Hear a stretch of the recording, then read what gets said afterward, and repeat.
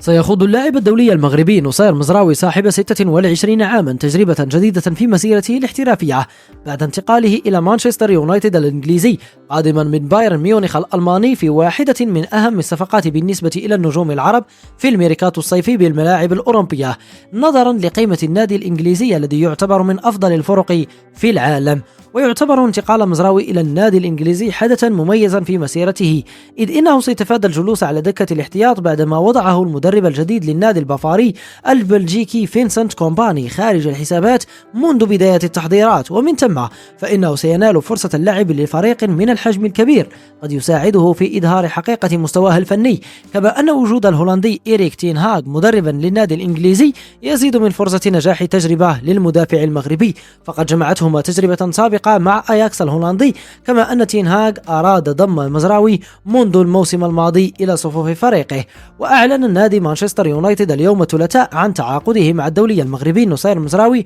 قادما من بايرن ميونخ الألماني خلال فترة الانتقالات الصيفية الجارية، ووفقا لبيان النادي الإنجليزي يمتد العقد حتى يونيو 2028 مع خيار التمديد لعام إضافي. وفي أول تعليق له بعد انضمامه إلى الدوري الإنجليزي عبر المدافع المغربي عن سعادته قائلا: التحاقي بمانشستر يونايتد يبعث على شعور بأحاسيس رائعة، أعلم أن انضمامي يتزامن مع مرور النادي بمرحلة خاصة، ولكنني متحمس للمساهمة في تحقيق النجاحات. وتابع مزراوي حديثه مؤكدا على طموحه الكبير للفوز بالألقاب مع النادي: كل من تحدثت إليهم يحدوهم الطموح ذاته للفوز بالألقاب، وأنا عازم على الإسهام في تحقيق الإنجازات. من جانبه أعرب المدير الرياضي لمانشستر يونايتد دان آشورت عن سعادته بالتعاقد مع مزراوي مشيدا بقدرات اللاعب ومهاراته، وأضاف آشورت: نصير مدافع حركي وهجومي يمكنه اللعب على يمين ويسار الدفاع، وخبرته وتعدد مهاراته ستجعله إضافة ممتازة لفريقنا.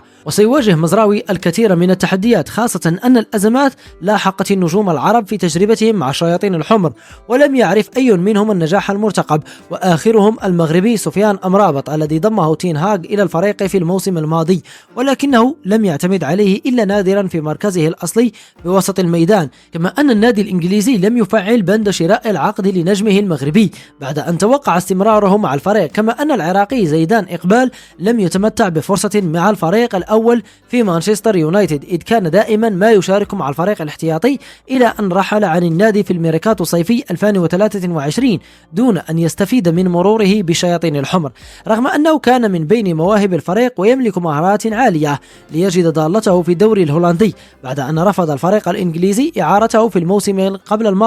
وفي الوقت نفسه لم يمنحه فرصة المشاركة مع الفريق الأول. أما التونسي حنبعل المجبري فإن إدارة مانشستر يونايتد وضعته هذا الموسم على لائحة غير المرغوب في استمرارهم مع الفريق، ورغم أنه شارك في بعض المباريات ببداية الموسم الماضي فإنه وجد نفسه خارج أسوار النادي في الميركاتو الشتوي، إذ رحل معارا إلى إشبيليا الإسباني وفشل في التجربة ليعود مجددا إلى النادي الإنجليزي، غير أن مستقبله أصبح بعيدا عن الفريق، ومن المؤكد رحيله خلال الساعات المقبلة.